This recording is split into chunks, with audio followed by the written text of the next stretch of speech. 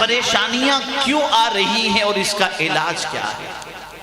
हम तो सिर्फ ज़बान से अरे लॉकडाउन हो गया, अरे पाबंदी लग गई, अरे मस्जिद के दरवाजे बंद हो गए, अरे मंदिरों में जाना बंद कर दिया गया, अरे मॉल बंद कर दिया गया, सिनेमा हॉल बंद कर दिया गया, कोरोना बढ़ रहा है, वैक्सीन लगाओ, ये लगाओ, बस यही शोर मचा रहा है। रीजन कभी तलाश किया आपने?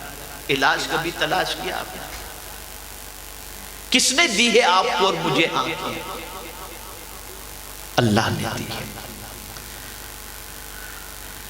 और जब उसने आंखें दी तो बताया कि मेरे बंदे तेरी तबीयत के मुताबिक अपनी आंख का इस्तेमाल न करना, मैं तुझे कानून देता हूं, मेरे कानून के मुताबिक आंख का इस्तेमाल करना, मैं तुझ पर रहम व करम की बारिशें नाज़िल करूंगा। मौला कैसे आंख का इस्तेमाल करें? तो कुरान कहता है कुल लिल मुमिनीना यगुद्दू मिन अबसारिहिम, मेरे महबूब मोमिनों से कह दो कि वो अपनी निगाहें नीची रखें। लेकिन आज लड़के हो या लड़कियां रास्ते में निकलते हैं तो बस एक दूसरे को ताक झांक, निगाह नीची नजर ही नहीं आती। गंदी पिक्चरें देखना, फुलजुल चीजें देखना, ये आज की जिंदगी बन गई। फिर हम कहते हैं अल्लाह हम पर मेहरबानी क्यों नहीं करता? अरे नादानो, तुम आंखों से कुरान देखो, अल्लाह तुम पर मेहरबानी करेगा।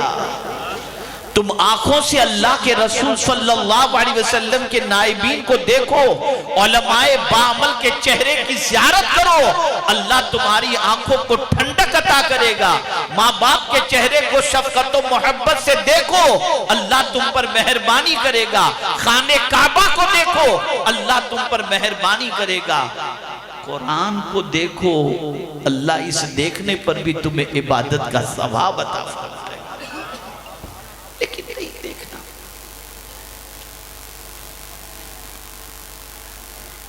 अल्लाह ने कान अता फरमाए, इसलिए नहीं कि जो चाहो सुनो। गाने अच्छे लगे तो गाने सुनने में लग गए, गजलें अच्छी लगी तो गजलें सुनने में लग गए, नहीं।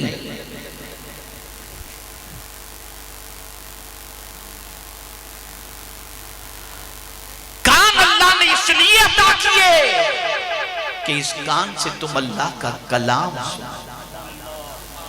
और कुर्बान जाइए, इस पर भी रहम व करम की बारिशों की बात। कुरान कहता है इज़ा क़ुरिअल क़ुरआन फस्तमिऊ लहू व अंसितू लअल्लकुम तुरहमून। जब कुरान पढ़ा जाए तो तुम चुप रहो, उसे सुनो, ताकि अल्लाह तुम पर मेहरबानी की बारिशें नाजिल फरमाए। लेकिन जिस कौम का मिजाज ये बन चुका हो कि कुरान सुनना अच्छा नहीं लगता,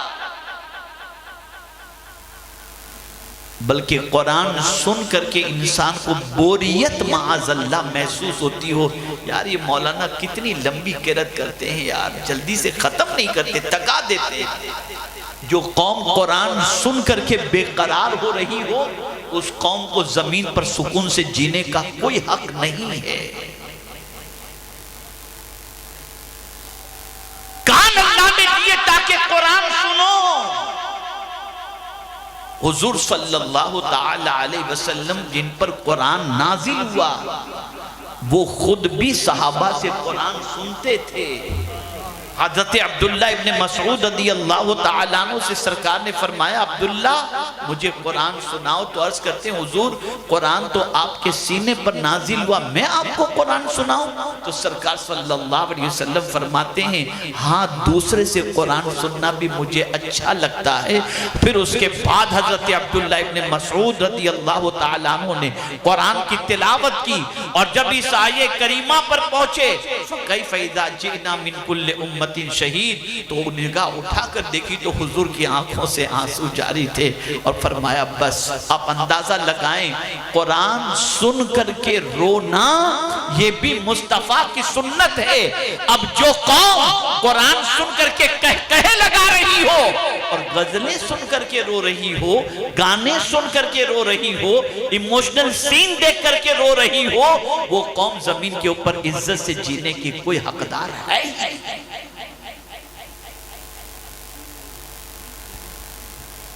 कान से कुरान सुनो, कान से अल्लाह का जिक्र सुनो, कान से नाते मुस्तफा सुनो, कान से अल्लाह और उसके रसूल के इरशादात सुनो। ये कान अल्लाह ने इसलिए अता फरमाए हैं।